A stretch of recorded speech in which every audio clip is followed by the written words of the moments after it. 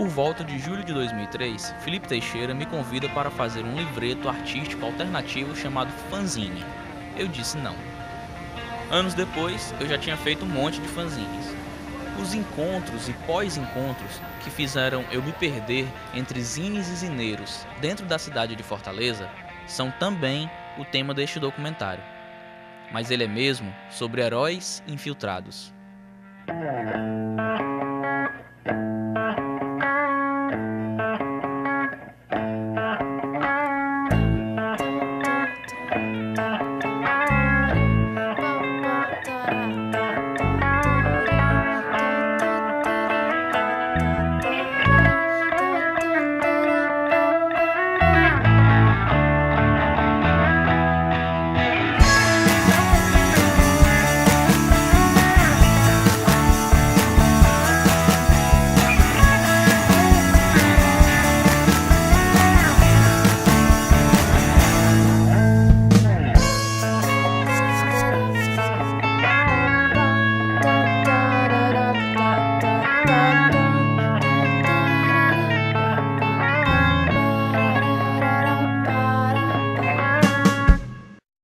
Foi assim, corria o ano de 1995, ou era 6, acho que era 95.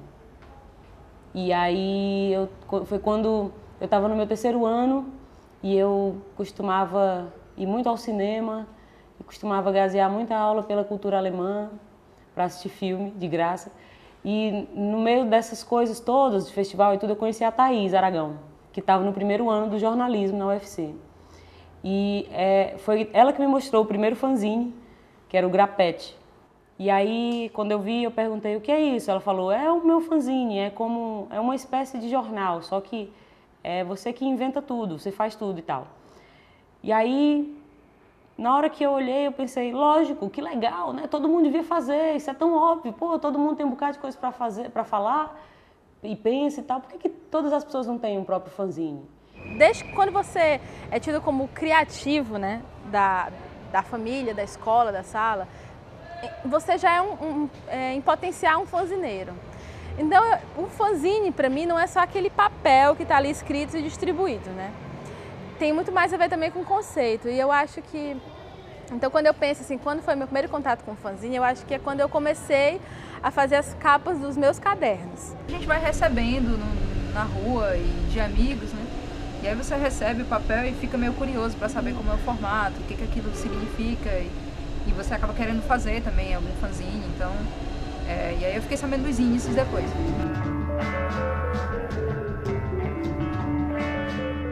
Pelo menos aqui na cidade começou em relação ao pessoal que tinha bandas alternativas, fazia shows independentes por aqui, e eles divulgavam as bandas, divulgavam os shows por meio dos fanzines. Os fanzines eram distribuídos geralmente nessas festas e tal, e seguindo até uma certa linha do que acontecia no resto do país, assim, que estava ligado a essa coisa de bandas independentes, quadrinhos também, e esses meios mais alternativos de música, de arte, de cultura underground. E aí a gente também teve uma tribo punk aqui em Fortaleza, e também teve, né, e ainda tem uma tribo de desenhistas aí, um grupo de desenhistas que produz, e os poetas que lançavam suas publicações meio híbridas, né, entre revistas independentes e propriamente fanzines.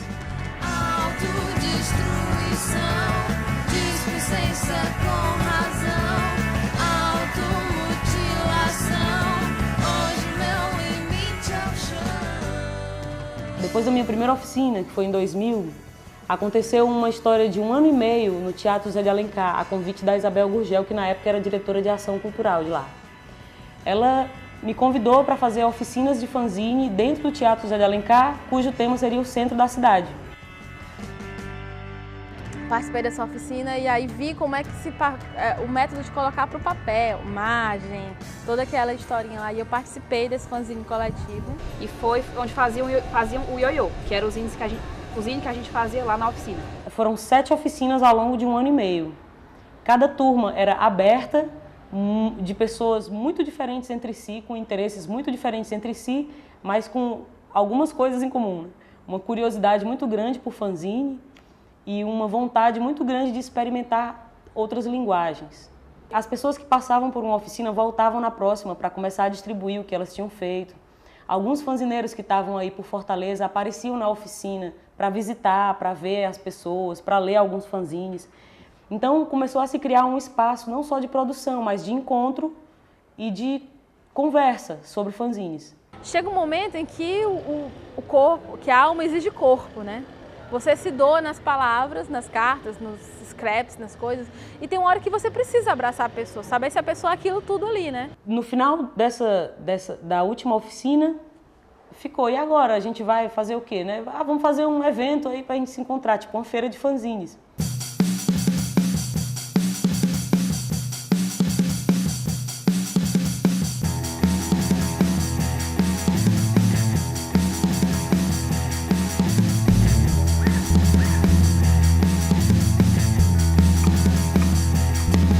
O sol, as ruas, meus óculos escuros com lentes sujas visando os muros.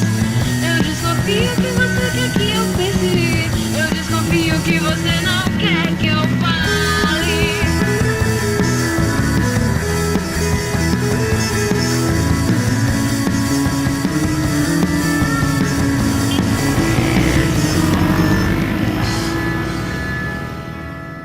Conheci outros fanzines e outras pessoas e achei uau, né? E todo mundo era convidado e anfitrião ao mesmo tempo. Então, você tinha um espírito de acolhida de quem nunca tinha ido, e quem nunca tinha ido tinha um espírito desbravador.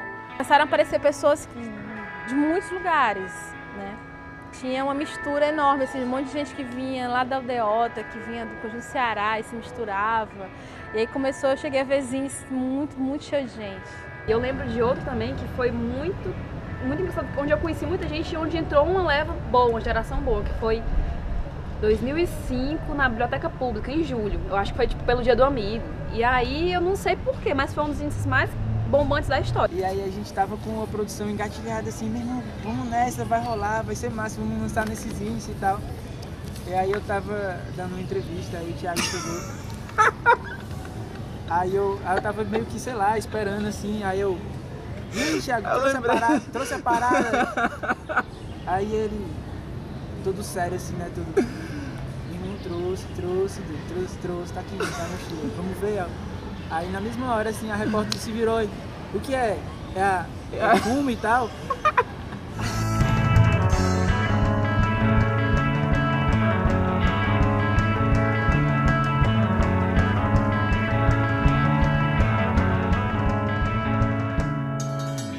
Acho que faz os índices serem memoráveis é o pessoal que vai, quem você encontra, tem gente que você encontra só dos índices. Então o que faz os índices interessante é tipo aparecer muita gente querida pra você, então...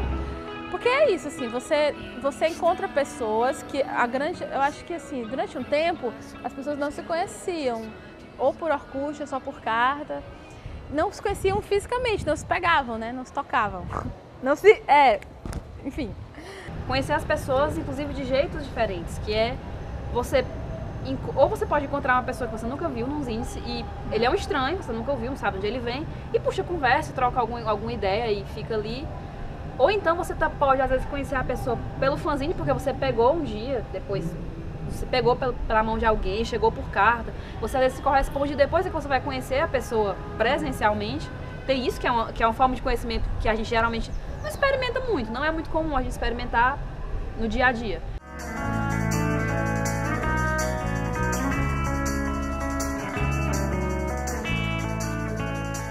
E ele tinha também essa marca que era... Os zines tinham que acontecer num espaço de preferência público, aberto, acessível, fácil de chegar de ônibus. E aí fazia com que as pessoas espalhadas pela cidade conhecessem outros lugares da cidade que elas não estavam acostumadas a ir. E então tinha a ver com explorar o lugar onde a gente mora, olhar de outra forma, compartilhar. E que despertassem a atenção dos curiosos, no meio da rua, que era a coisa mais legal que eu achava, assim. Eu sempre achei que os índices fossem mais uma intervenção do que qualquer outra coisa.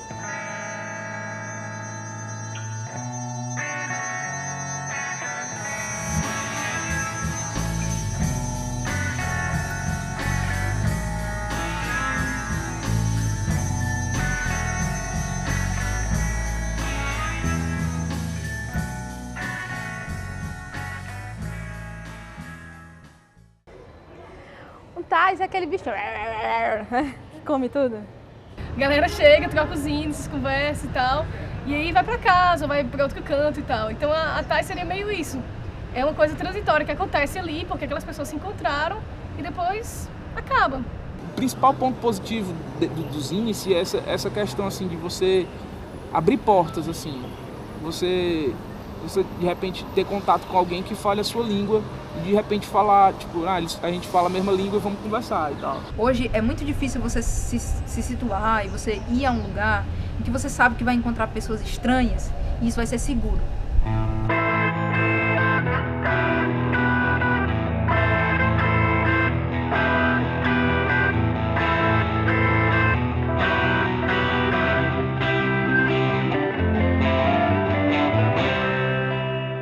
E aí rolava uma relação muito curiosa de cumplicidade entre as pessoas que moravam em Fortaleza e frequentavam os índices. Existe um caráter muito fraterno entre as pessoas que fazem fanzines aqui em Fortaleza. Ao mesmo tempo que existia um movimento subjetivo e uma ideologia subjetiva, existiam as contra-revoluções, né? Dentro dos índices tinha gente que era contra aquilo ali. Não, isso aqui já tá virando chavão. Então, assim, tinha a parte mais radical, assim, né? Aí, enquanto a galera lá dos índices estava enveredando por esse caminho Amélie Poulain, tinha gente que já tava um pouco saindo, assim. Na verdade, o pessoal de Fortaleza é muito emo. Eles falam muito das suas dores, corações partidos, felicidades. É diferente, eu acho, dos fanzines do Sul, que eles são mais ligados à poesia e mais ativistas revolucionarmente e tal. Eu acho ótimo, entendeu? O mundo já é tão espinhento e eu percebo também por essa nossa formação que existe uma curiosidade muito aguçada entre as outras formas de criação de fanzines que estão por aí. A gente recebe muito melhor do que lá fora, em outros lugares. Tá entendendo? É, porque a gente tem curiosidade não só pela obra, mas pelas pessoas. A gente tem outra forma de falar. Outra forma de falar sobre o que a gente acha que está errado ou não. É um pouco mais singelo. Eu acho que as pessoas não pensam tão conciliadoramente não, sabe? Elas pensam em mudar as coisas por práticas cotidianas. Que são coisas que o público comum, né, os não artistas, sei lá, como é que a gente chama essa coisa, que não tem o quê de Amélie Poulain, não conseguem mais enxergar, né? Tipo, estão ali, bitolados naquilo. E aí quem está fazendo fanzine ainda aqui na cena de Fortaleza, tem muito disso ainda, de ficar colocando ainda em primeiro plano, ou mostrando para quem não consegue ver coisas bonitas do dia a dia. Os fanzines de Fortaleza, eles registram muito o cotidiano da cidade. E como os índices aconteciam em espaços públicos, toda uma geração de criadores cresceu com uma noção de pertencimento à cidade que outras gerações não tiveram. A gente cresceu discutindo sobre isso, falando sobre isso, criando em cima disso. Pouquíssimas pessoas têm um apego assim, pela cidade, assim, porque Fortaleza é uma cidade que perdeu a identidade cultural durante os séculos. Assim. Então, assim, a gente está nesse compromisso de estamos crescendo, virando São Paulo, estamos chegando lá. E as pessoas cada vez mais esquecendo de onde vieram. Sabem para onde vão, mas não sabem de onde vieram. Então, assim, a sociedade, a parte jovem da cidade é meio assim, sem pensamento, tipo, meio avoado das ideias e tal. E não tem um ponto fixo, assim, sabe? Então, assim, durante um tempo, a galera... Isso foi muito nosso ponto fixo, né? Pois é, foi esse ponto fixo de buscar essa autoestima, assim, que a cidade vinha se perdendo, assim.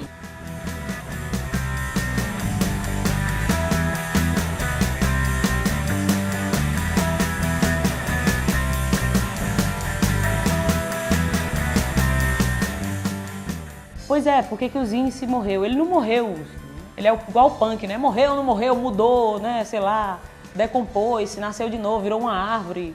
O Zine faz a vida das pessoas e aí acabou que todo mundo foi crescendo, foi arranjando estágio, foi se ocupando com milhões de outras obrigações, sabe? E aí o Zine foi ficando menos frequentado, porque as pessoas às vezes estavam trabalhando no final de semana, ou tinham um trabalho para entregar na segunda-feira. De repente, a gente estava trabalhando com fanzines e não mais se divertindo fazendo fanzine. Claro que a gente se divertia enquanto trabalhava, mas era muito trabalho para um grupo de pessoas que era muito importante nesse papel de marcar os índices e convidar as outras. Estava todo mundo muito envolvido nisso. Tanto em questões de grana, né, como de questões de tempo, de trabalho, estudo e tal. Eu acho que todo mundo estava assim, no mesmo ritmo, eu acho. E aí, aos poucos, a galera foi criando outras prioridades.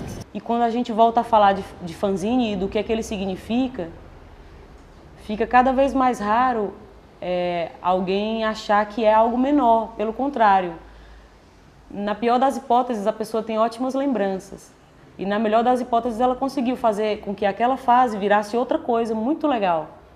Então conheci pessoas que são muito significativas na minha vida hoje em dia, que abriram portas, que estenderam a mão. Não falo só de assistencialismo, né? Mas falo mesmo de pessoas que ficaram muito amigas, pessoas que viraram amores, pessoas com as quais eu trabalho e que vieram desse movimento, dessa história dessa ação de um grupo de pessoas, não necessariamente jovens, não necessariamente escritores, não artistas, pessoas que produzem um material e estão a fim de dividir e de partilhar. E isso é algo muito singular em qualquer cidade, né? Então é isso, a gente acabou registrando em fanzines, nesses papeizinhos super frágeis que estão se decompondo por aí, um pedaço da história da cidade e da gente ao longo desses anos.